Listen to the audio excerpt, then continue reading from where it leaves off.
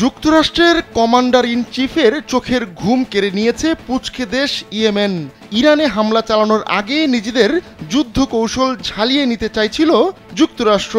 এজন্য তেহরানের মিত্র ইয়েমেনকে টার্গেট করে ওয়াশিংটন, কিন্তু উল্টো সেখানে গিয়ে আর ফিরছেই না যুক্তরাষ্ট্রের অত্যাধুনিক ড্রোন।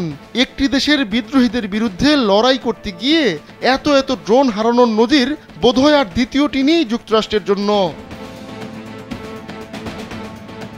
গেল সপ্তাহে ইয়েমেনে একটি বিমান হামলা চালায় যুক্তরাষ্ট্র। ওই হামলার ভিডিও নিজের সোশ্যাল মিডিয়া প্ল্যাটফর্ম ট্রুথ সোশ্যালে পোস্টও করেন ট্রাম্প। সেখানে তিনি লিখেন, আর কোনো জাহাজ ডোবাতে পারবে না ইয়েমেনের বিদ্রোহীরা। কিন্তু ইয়েমেনে গিয়ে মার্কিন বাহিনীর ক্ষেত্রে ঘটছে পুরো উল্টো ঘটনা। দেশটির ড্রোন ভূপাতিত করার পাশাপাশি বিমানবাহী রণতরী ইউএসএস ট্রুম্যানের 12টা বাজিয়ে দিয়েছে ইয়েমেনের বিদ্রোহীরা। যমুনা ইলেকট্রনিক্স ঈদে ডাবল খুশি অফার সিজন 3, যে কোনো পণ্য কিনলেই পাচ্ছেন নিশ্চিত ঈদ উপহার। বিদ্রোহীদের ক্রমাগত হামলার মুখে মধ্যপ্রাচ্যে দ্বিতীয় আরেকটি বিমানবাহী রণতরী পাঠাতে বাধ্য হয়েছে যুক্তরাষ্ট্র। বৃহস্পতিবার ওই বিমানবাহী রণতরী মধ্যপ্রাচ্যের জলসীমায় প্রবেশের বিষয়টি নিশ্চিত করে মার্কিন সামরিক বাহিনী। পরে বিমানবাহী রণতরী ইউএসএস কার্ল ভিনসন থেকে F-35C ফাইটার জেট উড়ে যাওয়ার ভিডিও প্রকাশ করে মার্কিন সেন্টকম। সেখানে দেখা যায় অত্যাধুনিক এই বিমানে বিভিন্ন যুদ্ধাস্ত্র রয়েছে। ইরানের প্রত্যক্ষ মদদে নিজেদের সামরিকভাবে শক্তিশালী করে তুলেছে ইয়েমেনের বিদ্রোহীরা। বিশেষ করে এই বিদ্রোহীদের জ্বালায় লোহিত ও এডেন সাগরে ব্যবসা বাণিজ্য করা কঠিন হয়ে পড়েছে ইসরায়েল ও তার মিত্রদের জন্য।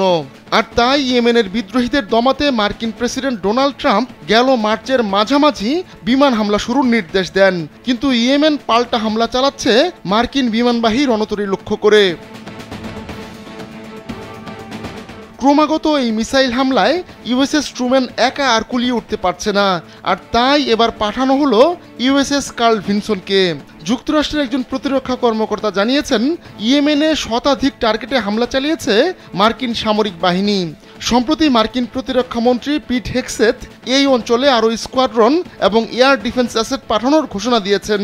নিজেদের আকাশ সক্ষমতা দেখাতেই এমন নির্দেশ দিয়েছেন তিনি। মধ্যপ্রাচ্যে গেল কয়েক সপ্তাহ ধরেই নিজেদের সামরিক উপস্থিতি বাড়াচ্ছে যুক্তরাষ্ট্র। এরই মধ্যে এই অঞ্চলে প্যাট্রিয়ট মিসাইল ব্যাটারি এবং থার্ড সিস্টেম মোতায়েন করেছে ওয়াশিংটন। কিন্তু ঠিক কোথায় কোথায় এসব ব্যবস্থা মোতায়েন করা হয়েছে তা নিয়ে খোলাসা করেনি পেন্টাগন। তবে বিভিন্ন প্রতিবেদনে যে ইঙ্গিত পাওয়া গেছে তাতে ইসরায়েলের থার্ড সিস্টেম মোতায়েন করেছে যুক্তরাষ্ট্র। আহমদুল্লাহ শিকদার, কালবেলা।